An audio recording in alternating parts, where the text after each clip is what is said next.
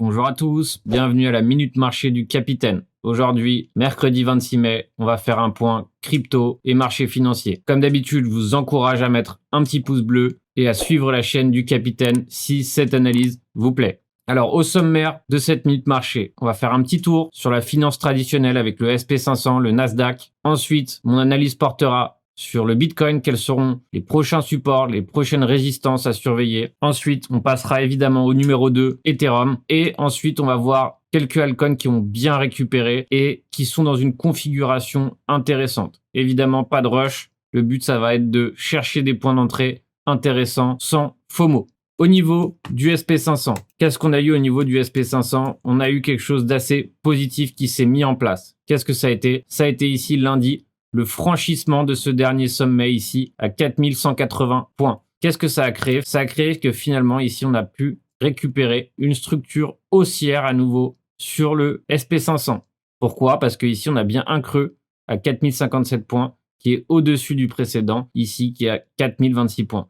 Donc ce changement de structure haussière implique que maintenant la tendance est à nouveau haussière sur le SP500, ce qui est assez positif généralement pour le marché des cryptos.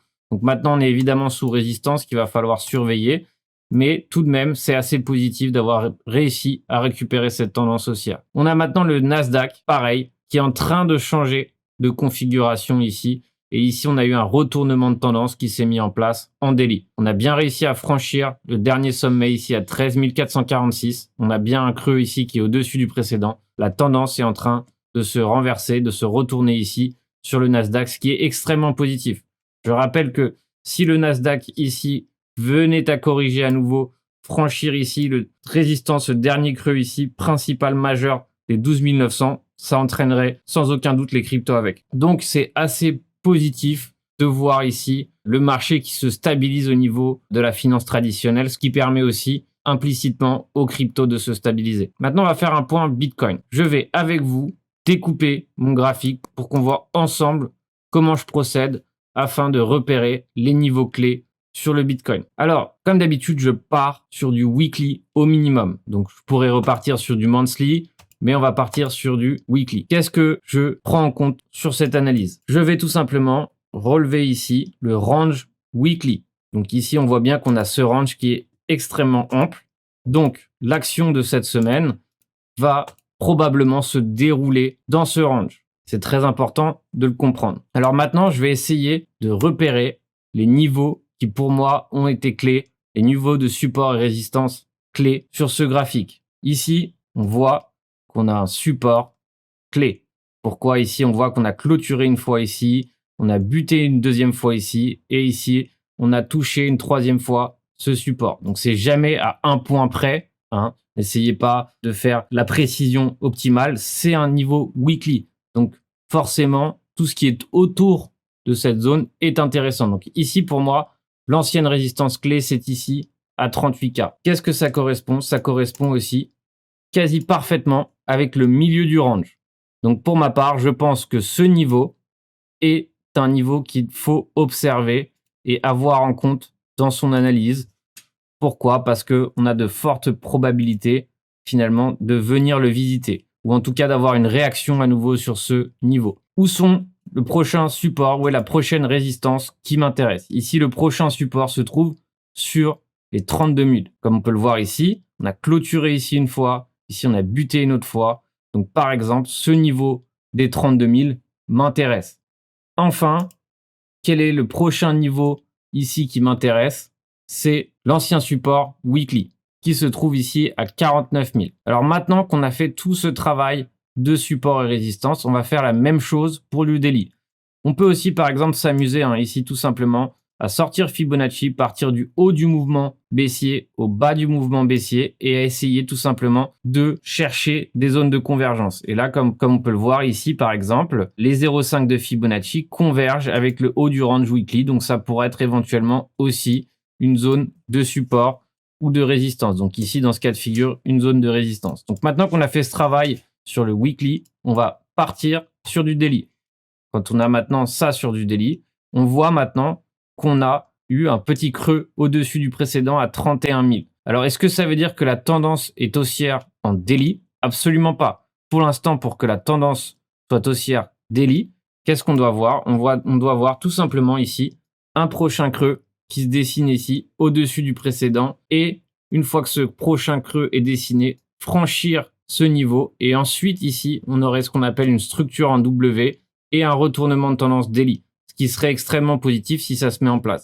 Alors c'est pour ça qu'il est absolument pas nécessaire de se presser pour rentrer sur le Bitcoin actuellement. Pourquoi? Parce qu'on est actuellement sur le dessus du milieu de range, donc il y a forcément des chances pour qu'on puisse corriger et c'est à ce moment-là, quand les gens vont paniquer à la prochaine correction, qu'il faudra éventuellement se placer à l'achat sur le Bitcoin. Donc on va voir, on va laisser évoluer ici le graphique en daily pour voir éventuellement où chercher un point d'entrée par la suite. Donc maintenant, on va faire le même travail qu'on a fait sur les supports et résistances. Weekly, on va le faire en daily. Donc par exemple ici, je vois que la prochaine résistance daily auquel fait face le Bitcoin se trouve ici à 41 000 $ ou plus ou moins ici à 40 800. Donc encore une fois, c'est des niveaux qui sont à peu près définis. Il n'y a pas de perfection là-dessus. Mais ici, comme on peut le voir, c'est le niveau qui a réagi le plus, comme on peut le voir sur le graphique. Donc c'est aussi ce niveau ici des 40 800, donc même 40 000. Hein. On peut très bien dessiner une zone. Hein. C'est évidemment, c'est à vous de voir. Moi, j'aime bien dessiner tout simplement des horizontales, mais vous pouvez très bien dessiner une zone.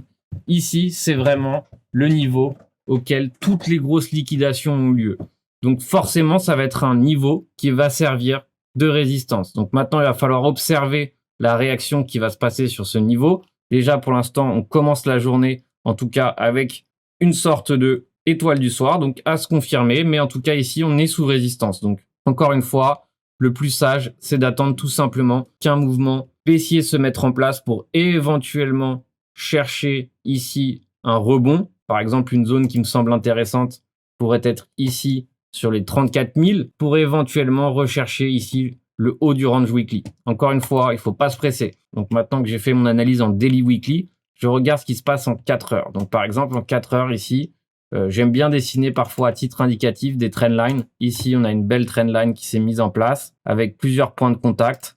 1, 2, 3, 4. Donc voilà, c'est juste à titre indicatif. Donc c'est celle-là qui a servi, on va dire, de droite tendancielle. Et donc maintenant, on a réussi à s'affranchir de cette droite. Et comme on peut le voir ici, on a une succession de sommets et de creux ici en 4 heures, ce qui fait que la structure en 4 heures est maintenant haussière.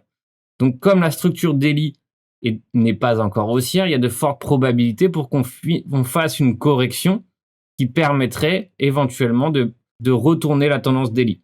Donc maintenant, comme on peut le voir, on est sous résistance. Un petit tweezer s'est formé ici sur les 40 600. Donc à voir finalement si ça va servir de top ou éventuellement on va continuer doucement à franchir cette résistance et corriger par la suite. Encore une fois, il n'y a pas de rush à avoir sur le Bitcoin. En tout cas, les zones clés pour moi ici sont à 34 000, 32 000, le milieu du range à 38 000 et évidemment les autres zones de support et résistance. On voit ici par exemple la ligne de coup ici qui se trouve à 47 000 est extrêmement importante aussi. Hein. Une fois, deux fois ici, comme on peut le voir. Et c'est le haut du range weekly. Donc ça, c'est pareil. C'est toutes les zones qui nous servent à comprendre qu'est-ce qui va se passer par la suite où on cherche des réactions. Donc encore une fois, c'est une très bonne absorption. C'est un très beau mouvement haussier qui s'est mis en place. Ça ne veut pas dire qu'il faut FOMO, qu'il faut se dépêcher de rentrer à tout moment. Alors, je passe maintenant à l'analyse d'Ethereum. Donc, Ethereum est lui, quant à lui, sur un pullback weekly. Donc, la structure est encore haussière sur l'Ethereum, ce qui fait que finalement, c'est lui qui rebondit le mieux, c'est lui qui tient le mieux cette correction par rapport au Bitcoin. Donc, comme vous pouvez le voir ici, ce niveau ici des 1925 a servi de support. Donc, il a tenu ce support ici weekly et il a évidemment rebondi violemment dessus. Donc, qu'est-ce qu'on a ici? Pareil, on a une zone de travail qui se trouve entre 3600 et 1700. Donc, pour l'instant, on est au-dessus du milieu du range. Donc forcément, le milieu du range, encore une fois, vers les 2600, c'est une zone qui est importante d'identifier pour savoir finalement s'il y a une réaction qui se fait sur le milieu du range, une réaction positive ou tout simplement s'il y a une réaction négative qui sert de résistance et on pourrait ensuite visiter le bas du range. En tout cas, ce qui est sûr, c'est que on se trouve maintenant sous la résistance des 3200. Donc 3200 est vraiment le support majeur avant le breakout baissier. Donc ça veut dire que on a des probabilités tout simplement de buter sur ce support des 3200 pour corriger ensuite. Et dans ces cas-là, ça serait intéressant de voir le milieu de range. En tout cas, tant qu'on n'est pas arrivé sur ce niveau des 3200, 3000, je chercherai tout simplement un pullback, une correction qui puisse se faire, on va dire, sur les 2300 et les 2200. Donc toute cette zone ici me semble tout à fait intéressante pour saisir un pullback si éventuellement ici on bute sur le milieu du range. Encore une fois, ici, pareil, Ethereum a une structure haussière en 4 heures.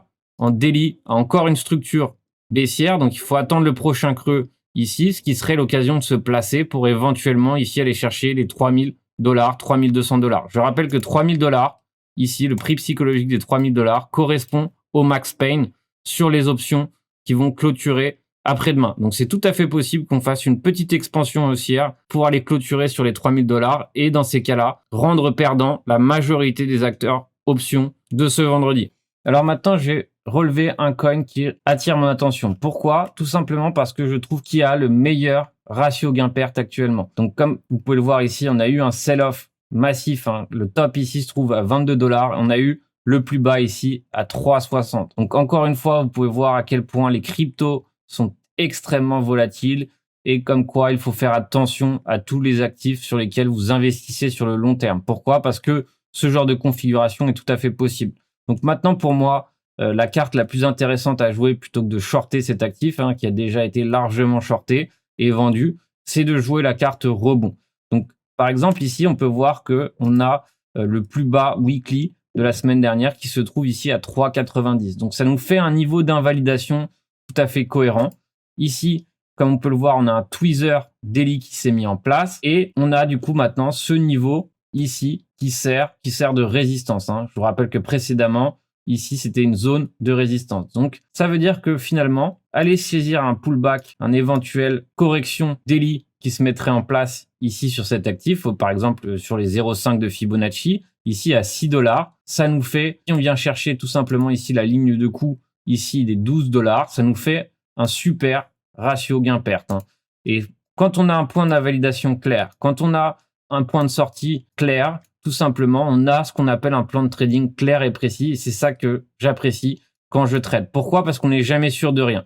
Donc, quand on n'est pas sûr de quelque chose, tout simplement, la meilleure façon d'avoir un plan de trading cohérent, c'est d'avoir le plus de probabilité en sa faveur pour gagner et que si ça va pas, finalement, on a une invalidation, on sortira du trade. Je relève votre attention sur le fait que finalement, s'il y a eu autant de corrections baissières, s'il y a eu un mouvement baissier si violent, c'est encore une fois parce que trop nombreux étaient sur des leviers sans stop loss. Il arrive un moment où cette correction entraîne des vagues de liquidation et ça fait que finalement, ceux qui n'ont pas de stop loss, ceux qui n'ont pas d'invalidation, perdent beaucoup plus d'argent que s'ils avaient eu tout simplement une invalidation. Je rappelle que une fois par semaine, j'organise des webinaires pour approfondir certains sujets. Je rappelle que celui de dimanche, c'est un webinaire destiné aux débutants. Comment mettre en place un trade de A à Z. Donc, il vient appuyer la méthodologie que j'enseigne gratuitement sur YouTube de façon à avoir une structure, de façon à avoir un angle d'attaque pour pouvoir trader correctement avec un plan structuré. Je vous rappelle que le trading n'est pas une activité de jeu. C'est quelque chose qu'il faut prendre en sérieux si on veut gagner sur le long terme. C'est vraiment obligatoire. Donc, pour ceux qui veulent participer, je mets le lien dans la description. Et enfin, dans quelques semaines, il y aura un webinaire hedging. Pareil, si vous voulez vous inscrire pour apprendre le hedging, c'est le moment aussi de vous inscrire. Donc, on se retrouve ce soir en live à 20h30 sur Twitch, où j'ai l'habitude de faire de live pour répondre aux questions, pour faire de l'analyse technique en direct. On se retrouvera ce soir sur Twitch. Donc, comme d'habitude, je vous encourage à mettre un petit pouce bleu, à suivre la chaîne du Capitaine et on se retrouve très bientôt pour un prochain tutoriel, une prochaine analyse technique. Bon trading à tous.